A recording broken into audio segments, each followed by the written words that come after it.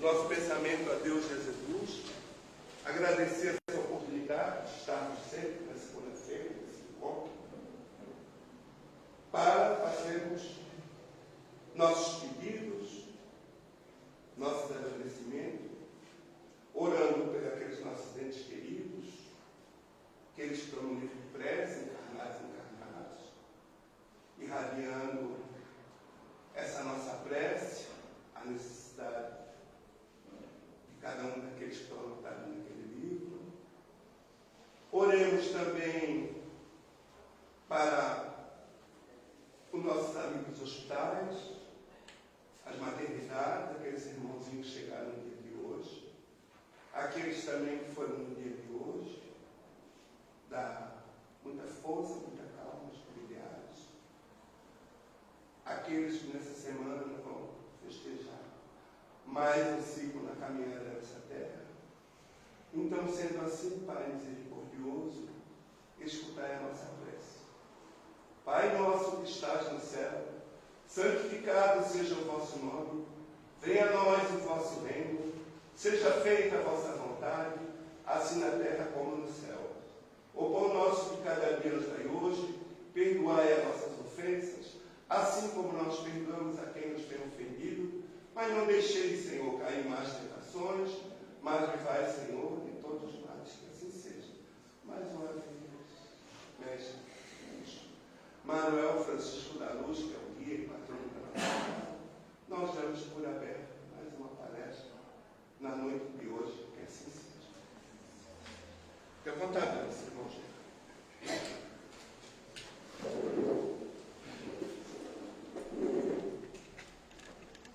Boa noite a todos. Boa noite.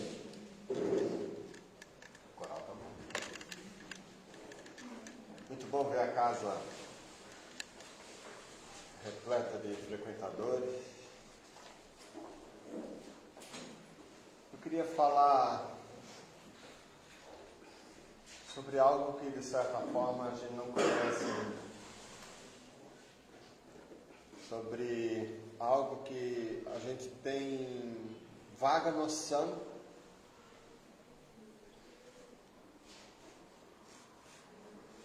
em que vários espíritos, vários missionários, vamos dizer assim, grandes avatares, em todos os lugares da Terra vieram trazer as mensagens do amor, e que de certa forma a gente não conhece ele ainda na essência. A gente tem vaga ideia, assim como um irmão que nasceu, por exemplo, sem a visão física, por mais que tu tente esclarecer para ele o que é o azul, o que é o vermelho, o que é o escuro, o que é o claro, o que é a luz, ele não vai ter um sentido mais apropriado por lhe faltar a visão. Por mais que tu use o tato, por mais que tu use a audição, os outros sentidos, ele não vai ter essa noção plena do que é a cor, porque falta esse sentido. Essa é uma das dificuldades que todos os grandes missionários e a doutrina espírita, os espíritos da codificação, tiveram em tentar nos explicar o que é a essência do amor. O que é ele na intimidade? É uma energia? É um sentimento? É uma força? É um ser? Não importa. O fato é que nós estamos indo a caminho do entendimento dessa força maior que a gente ainda não sabe usar ela na essência. Mas vamos lá. Do Velho Testamento já se passavam as informações de amar a Deus sobre todas as coisas e ao próximo como a ti mesmo. E falava-se dos níveis de amor, que eu já utilizei dele uma outra vez aqui, quando falamos da parábola do bom samaritano. Então eu vou pegar algumas peças soltas e tentar fazer um encaixe para a gente montar aqui a nossa fala da noite de hoje, para a gente poder ter um pouquinho mais, talvez, de esclarecimento e humildade a respeito disso, que nós espíritas não somos melhores do que ninguém de outras religiões. O espiritismo é melhor para nós, que hoje nós nos identificamos com ele. Mas, como já diz Kardec, toda religião que promove o bem para alguém, ela por si só é muito bem-vinda para aquele que a pratica. Então vamos falar de nós espíritas.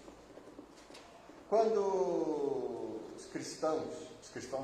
Jesus, junto com algumas pessoas, seus discípulos, mais outros que estavam lhe ouvindo, foram abordados por um chamado doutor da lei, imagina um juiz, um advogado, seja o que for. Ele veio perguntar para Jesus o que precisava fazer para possuir a vida eterna. Então já estava se partindo de uma premissa, de um ponto de vista de que há a vida eterna. Para onde ia, o que acontecia depois, era muito vago ainda o entendimento das pessoas à época. Jesus, então, quando percebe a fala desse doutor, em que queria lhe constranger na frente dos outros, mostrando que ele era o sabedor das Escrituras, Jesus então devolve para ele a armadilha que ele estava tentando criar com Jesus, e Jesus diz para ele: que é que está escrito na lei? O que é que lês nela? Ele então, querendo mostrar sabedoria, ele pegou lá de Deuteronômio, das Escrituras de Moisés, e colocou um entendimento sobre o amor que ele era entendido de 3 formas, que a gente vai falar sobre elas agora. Quando ele disse: amarás o Senhor teu Deus de todo o coração, de toda a tua alma, com todas as tuas forças e de todo o teu espírito. E aí ele acrescentou, que não estava escrito: e a teu próximo como a ti mesmo. Estava uma pegadinha, porque haviam 2 correntes à época, que entendiam quem era o meu próximo. Uns diziam que o meu próximo era só o povo judeu, outros diziam que o próximo era a humanidade inteira. Essa corrente, inclusive, quem fazia parte era Saulo de Tarso, antes de ter conhecido Jesus ainda. Ele entendia que as Escrituras de Moisés tinham que ser divulgadas para toda a humanidade.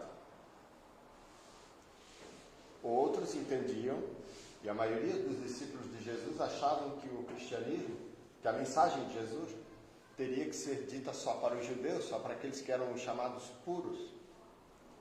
Paulo, depois, aqui com essa corrente que ele havia herdado, já do judaísmo, quando começou a divulgar as mensagens de Jesus, houve uma briga, que está inclusive registrada no Evangelho de João, onde os discípulos ficaram na briga até partidária, até onde devemos divulgar as mensagens de Jesus.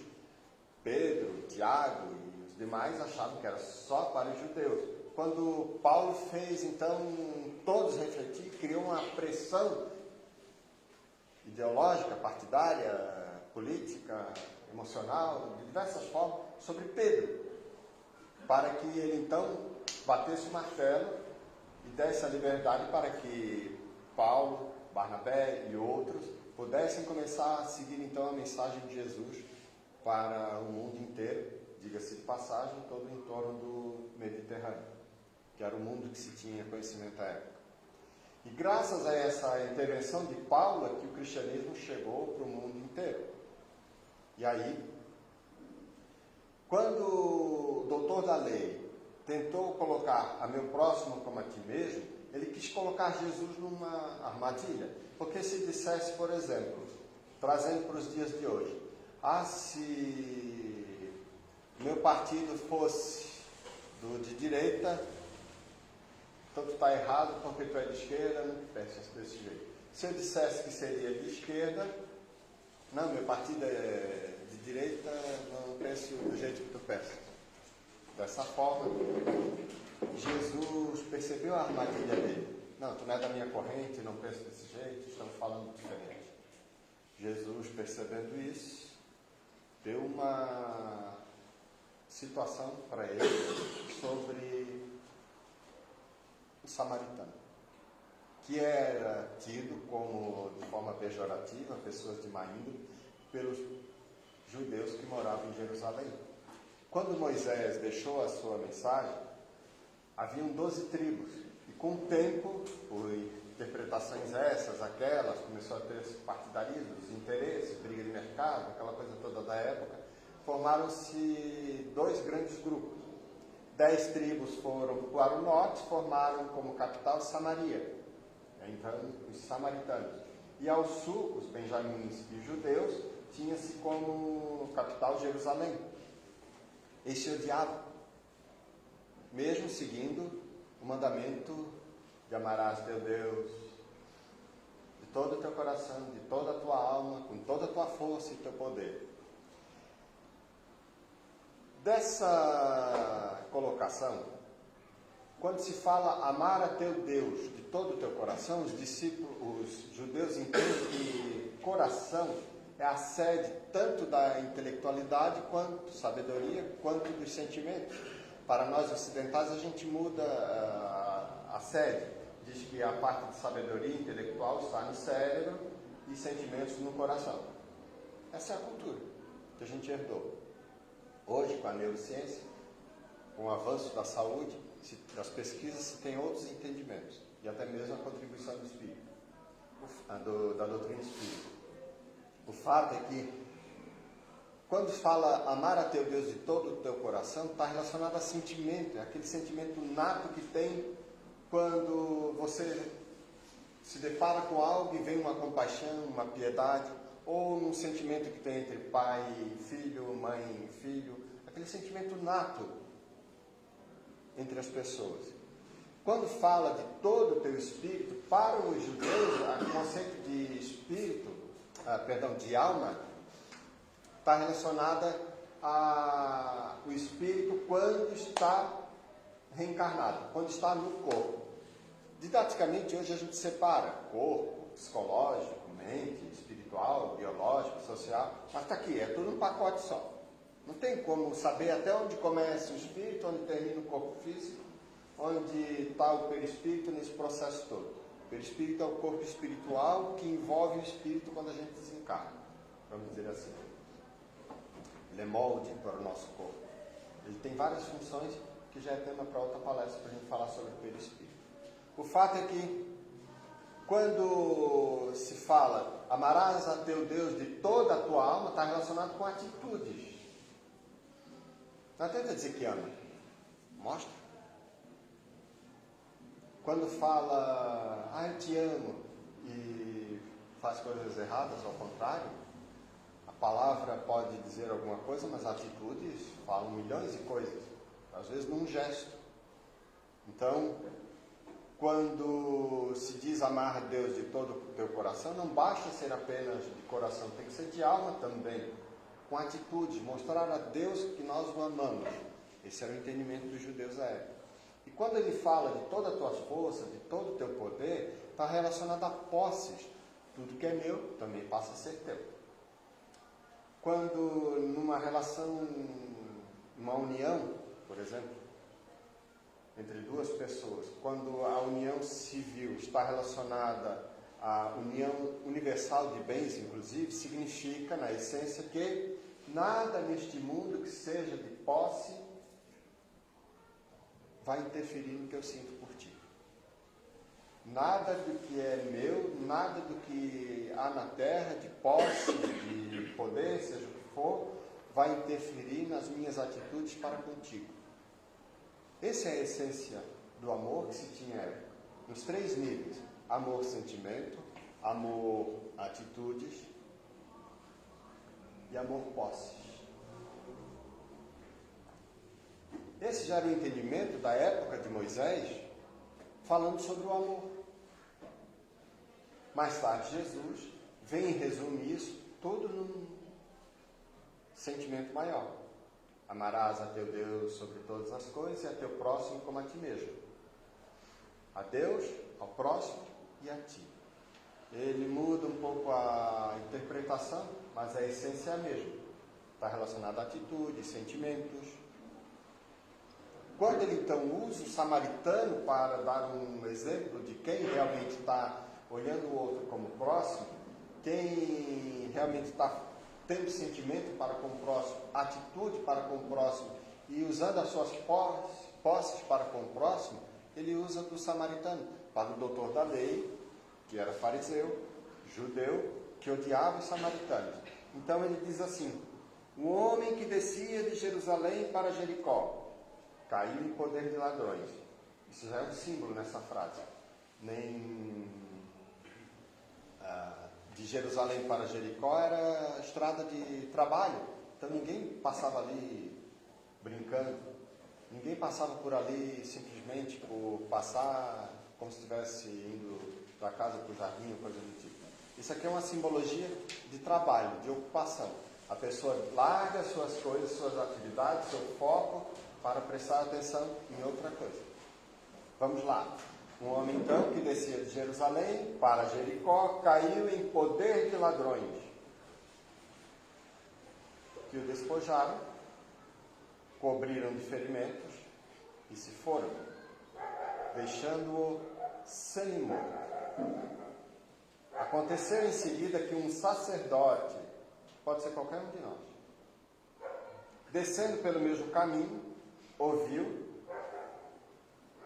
e passou adiante. Ele olhou: será que é um dos meus? Estava sem roupa, sem nada. Será que é alguém que eu conheço? Tem alguém me olhando? Vou seguir o caminho. Não vou ganhar nada em troca. Deve ser um qualquer. Não viu. Ele coisificou, ou seja, se fosse uma pedra, coisa, objeto, e aquela pessoa ali, para ele, seria a mesma coisa. Um levita, que também veio àquele lugar, tendo-o observado, passou igualmente adiante. Fez o mesmo. Olhou, não é ninguém conhecido. Um levita, vamos dizer assim, um grau abaixo dos sacerdotes, um coroinha, vamos dizer assim, na comparação. Mas um samaritano que viajava, chegando ao lugar onde jazia aquele homem, e tendo-o visto, foi tocado de compaixão. Primeiro nível de sentimento, do amor. Sentimento. Foi tomado de compaixão. Aí vem depois 6 verbos demonstrando atitude. Aproximou-se dele, deitou-lhe óleo e vinho nas feridas e as pensou. Depois, pondo-o no seu cavalo, levou-o à hospedaria e cuidou dele. Imagina alguém te pegando e levando para o hospital. Não conhece, não te conhece, não sabe de onde é que tu é. Simplesmente te deu todo o cuidado, simplesmente por você ser um próximo de quem quer que seja que viesse te levar para um hospital. No dia seguinte, agora o amor posse, tirou 2 denários e os deu ao hospedeiro, dizendo: trata muito bem deste homem, e tudo que despenderes a mais, eu te pagarei quando regressar. Então Jesus fez questão de mostrar para ele que, independente de bandeira ou não, partido ou não, corrente, seja qual for, o que importa aqui é a prática do amor. O que importa aqui é que a salvação, ou seja, a felicidade no mundo futuro, seja na terra ou mais além, está reservada para quem faz o bem. Que o sofrimento, o pranto, ranger de dentes, no futuro, está reservado para aqueles que não são justos, que são corruptos, que fazem o mal. Deixa claro que a única forma de você conseguir se despojar das influências que a matéria ainda exerce sobre nós é praticando o amor. Que a gente ainda não acredita nele. Eu vou me utilizar de uma fábula, que até peço à caridade dos irmãos, se souberem de quem é o autor, vim falar depois, porque eu escutei essa história uma vez aqui na palestra e nunca mais me esqueci. Reza a lenda que um padre no Nordeste tinha fama de rezar para chover. E o Nordeste, no interior, sertão, estava sofrendo por anos de estiagem das mais terríveis. Morrendo animais, plantas, não tinha como plantar, agricultura, nada. E foram então pedir a intervenção desse padre. Padre, reze para chover. Não, vocês não acreditam. Nós acreditamos. E assim foram fortunando tanto o padre, que quando ele perdeu a paciência, vou fazer o seguinte: domingo, 10 horas da manhã, chama toda a cidade, que daqui a gente vai fazer uma procissão até o monte. De lá eu vou fazer a oração para chover. E assim foi. Veio a cidade toda na frente da paróquia, às 10 horas, como o padre tinha falado. E lá foram eles, fazendo aquela ladainha toda da procissão, até o monte que ele tinha referido. Quando chegou lá, ele olhou para todos. Vocês têm certeza de que se eu fazer a oração, você vai aparecer chuva assim do nada? Deus vai mandar a chuva? Sim, acredito. Mentirosos. Acreditamos sim, mentirosos. Por que o senhor está dizendo isso? Nós acreditamos. Ore que nós vamos ver a chuva. Nenhum de vocês está trazendo guarda-chuva. Me amam da boca para fora. Nas atitudes, nós somos como esses irmãos, que falamos do amor, mas não acreditamos nele. Eu vou pegar uma outra situação. Nas reuniões mediúnicas, quando o Espírito vem e se manifesta e traz uma mensagem de orientação, eu digo que os Espíritos superiores não queimam cartucho à toa. Uma expressão chula, mas para os irmãos entenderem. Eles não vão falar palavras ao vento ou às paredes. Eles vão falar de coisas que estão relacionadas a nós. Vamos lá. Vamos supor que aqui ninguém tenha o vício do cigarro. E um espírito se manifeste. Meus irmãos, vocês não podem fumar. Das duas, uma. Ou o espírito está delirando, bajulando, ou está querendo se demonstrar um portador de sabedoria, que se a gente olhar pelo conteúdo, dependendo do nome que ele venha dizer, a gente vai dizer: esse irmão não deve ser considerado em nada no seu conteúdo, porque não nos cabe essa informação. Ninguém aqui fuma. Por analogia, quando eles dizem: meus irmãos, o amor, meus irmãos, vocês têm que se amar, aprender a perdoar, é porque no fundo a gente não ama. No fundo, a gente ainda tem dificuldade para entender na essência o que é o amor. Quando eles nos dão esse tipo de informações, eles não estão jogando palavras ao vento, falando assim do nada. Eles estão dando informações preciosas. Quando Jesus veio nos falar sobre o amor, é porque, em essência, a gente não sabe ainda o que é o amor. Temos dificuldade. No Evangelho segundo o Espiritismo, no capítulo 11, no item 8, tem instruções dos Espíritos. 3 Espíritos se manifestam falando sobre o amor. E começa assim: o amor resume a doutrina de Jesus toda inteira, visto que esse é o sentimento por excelência. E os sentimentos são os instintos elevados à altura do progresso. Em sua origem, o homem só tem instintos. Quanto mais avançado e corrompido, só tem sensações.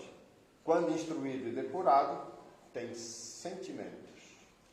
E o sentimento, e o ponto delicado do sentimento é o amor. Não no sentido vulgar do termo, mas esse sol. Pronto. De certa forma, voltou para o abstrato de novo. Porque eles têm dificuldade de explicar para a gente, porque nos falta o sentido que eu falei, para entender na essência o que é o amor. Então ele está partindo por comparação. A gente sabe o que é o Sol na Terra. A gente sabe que é um astro que carrega nessa viagem imensa do universo planetas ao redor. A gente sabe o que é um sol. E ele diz que nós temos esse sol dentro de nós. Será que a gente acredita? Será que a gente está trazendo guarda-chuva? Feito na comparação que eu falei? Difícil. Tanto que quando a gente é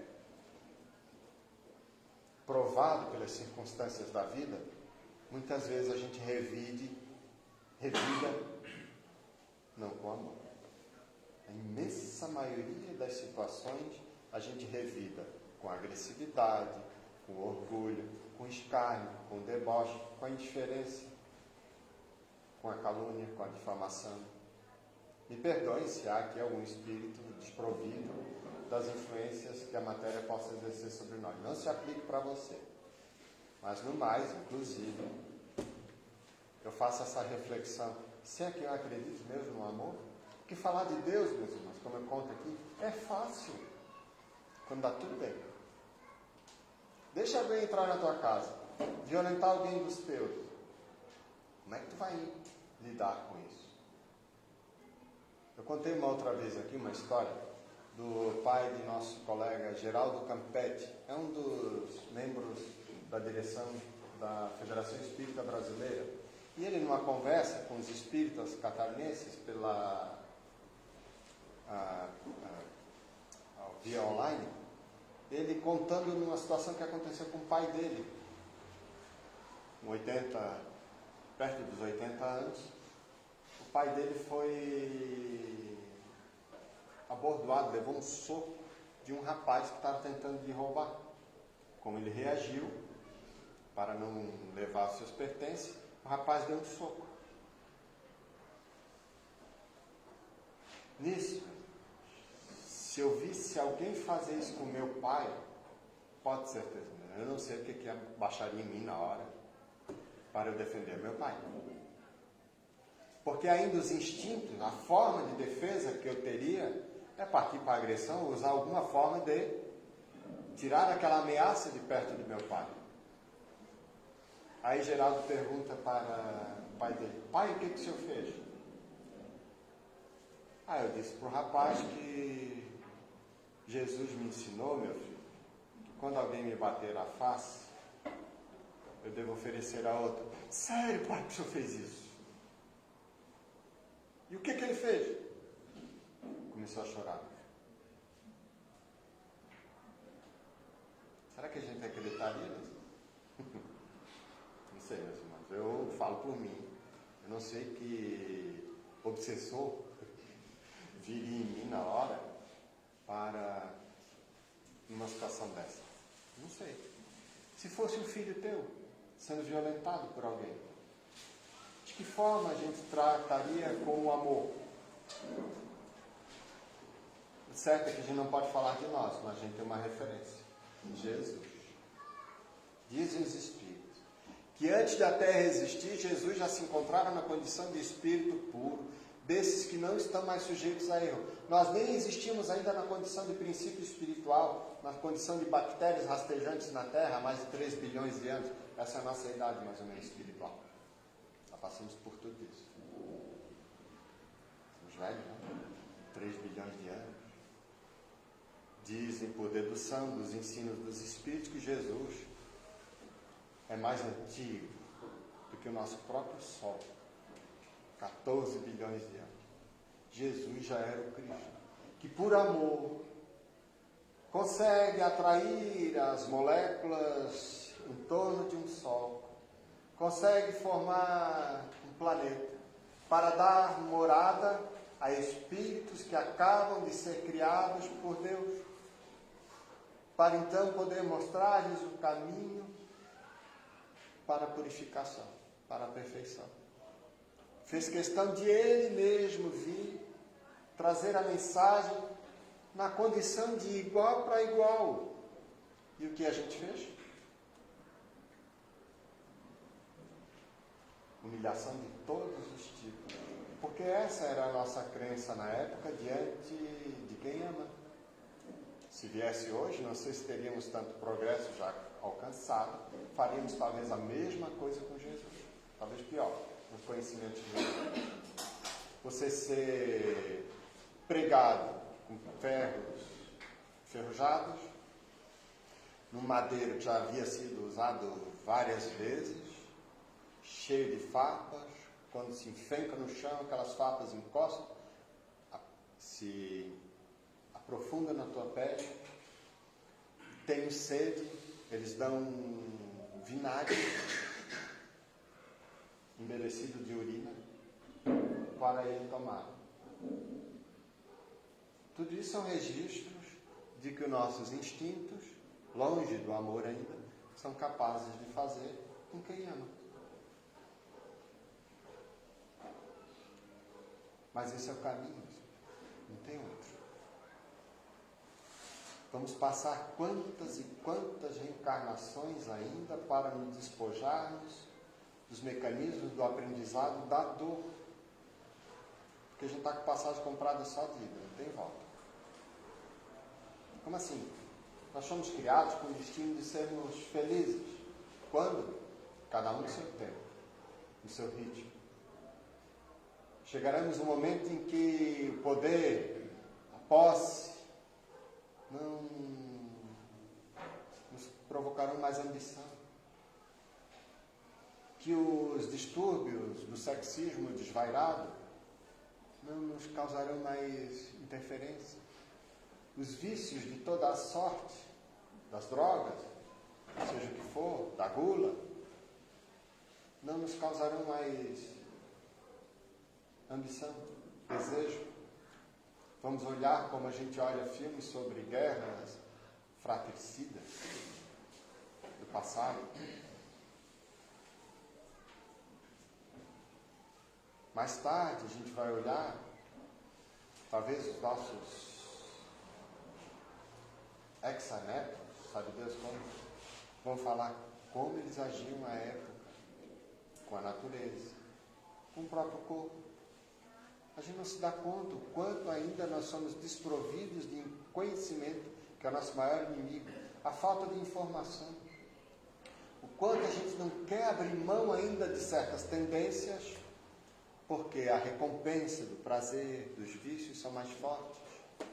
Até que a dor vem e faça você ressignificar conceitos e mudar hábitos.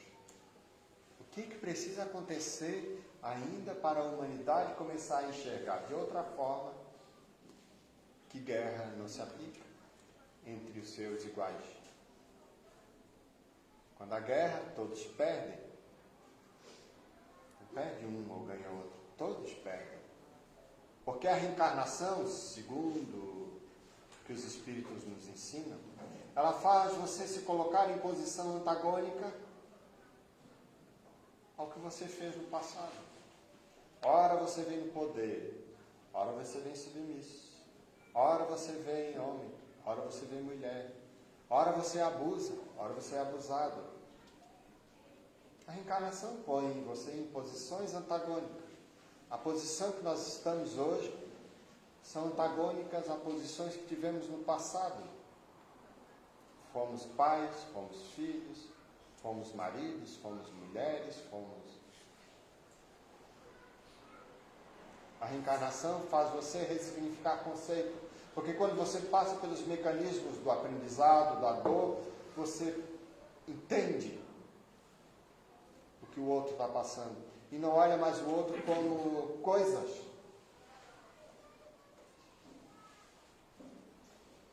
E a importância da gente, por amor, começar a mudar todo esse sistema doentio. Quando eu falei da historinha do padre e as pessoas que não trouxeram guarda-chuva, acreditarem só da boca para fora, mas as atitudes mostram justamente o contrário, a gente acredita, mas não acredita, é de se perguntar: será que a gente acredita que Jesus é a solução para esse mundo?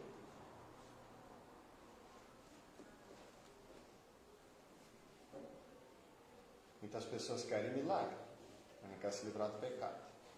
Quer a cura, mas não quer se livrar do vício. Em grau maior ou menor, isso está em todos nós.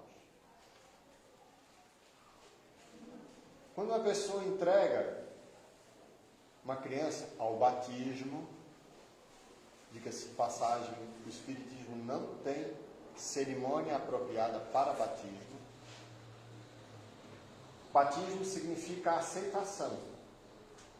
E muitos ficam no anseio de fazer um batismo já da criança para estar quite, talvez com a igreja, quite com Deus, fizemos a nossa parte. A criança foi abençoada. Agora Deus que lute para o caminho da criança. Batismo, meus irmãos, é aceitação.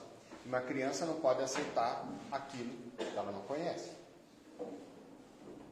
E vai a dica, abrindo um parênteses, que a gente não pode aceitar um Jesus que a gente não conhece. Por isso, a indicação de a gente se aprofundar nesse Jesus, para ver se ele tem aplicabilidade ou não na nossa vida.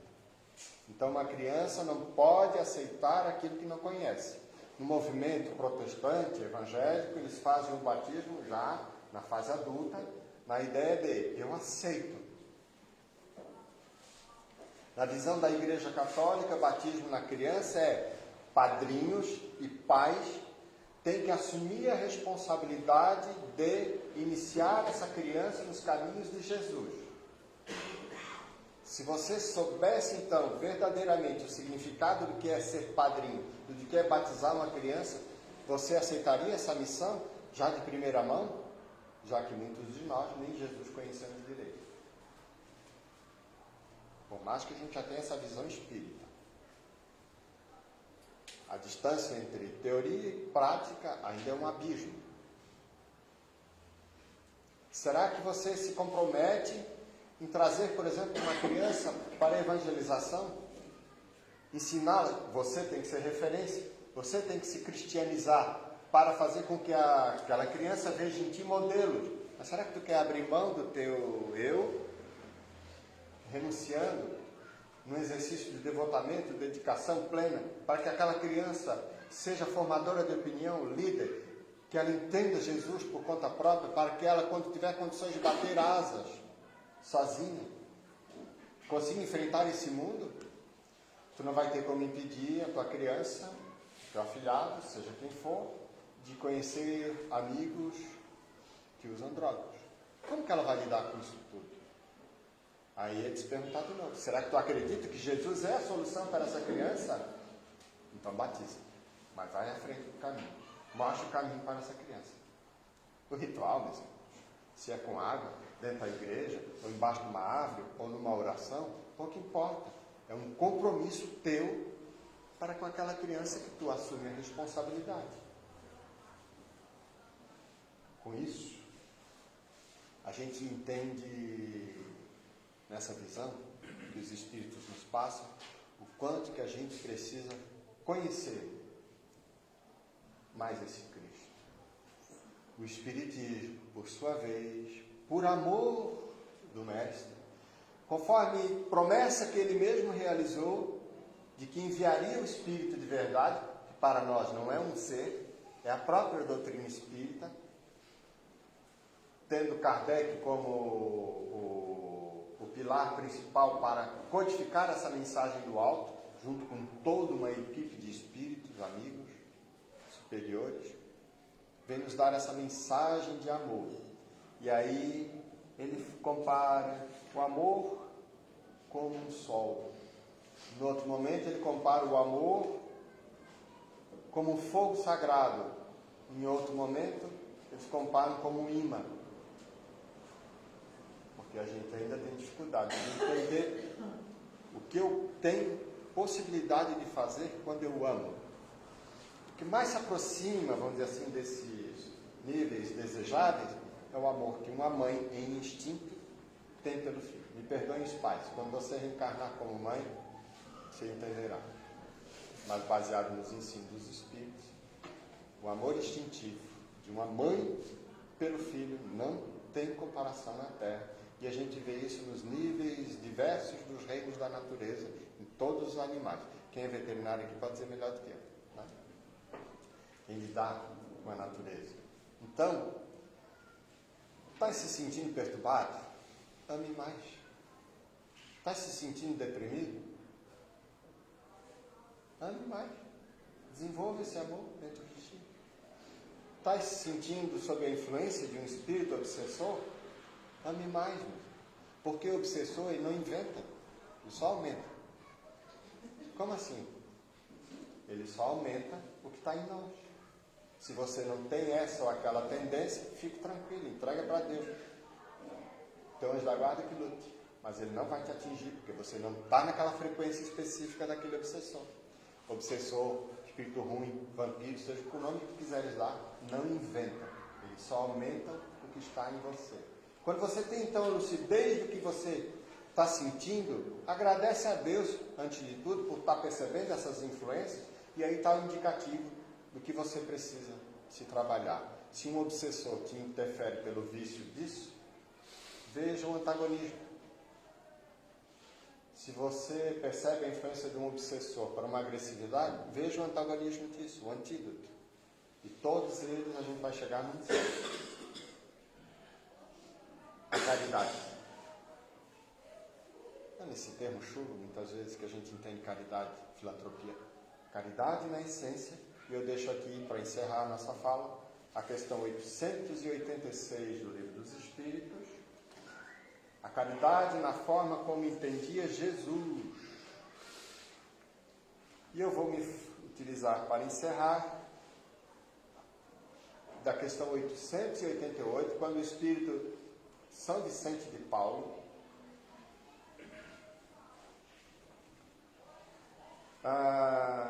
deu uma informação a respeito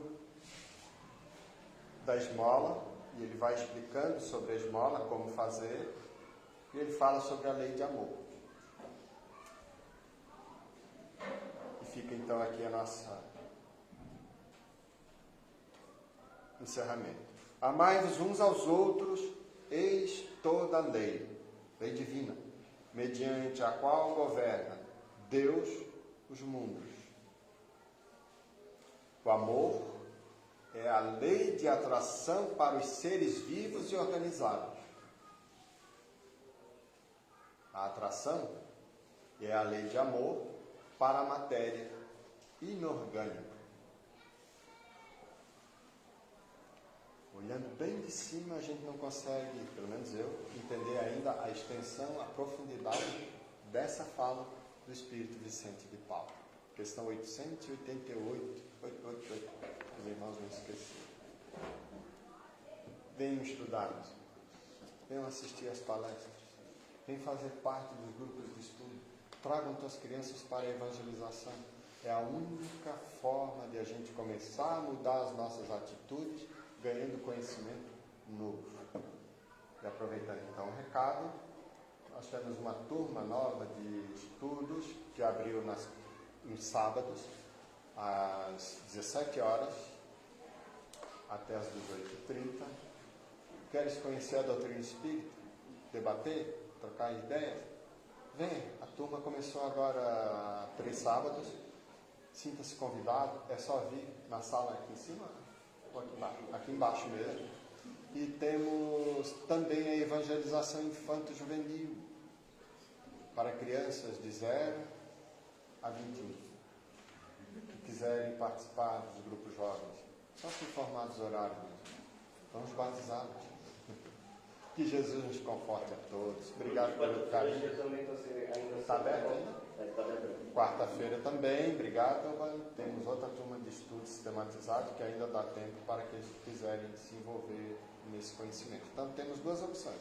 Quarta à noite, às 8, e sábado, às 5 da tarde. E já partimos então para a prece, vou me permitir o recado. Temos um almoço beneficente, já que tudo aqui não existe rifa, ninguém recebe salário, paga alguma pelo trabalho que está sendo feito aqui na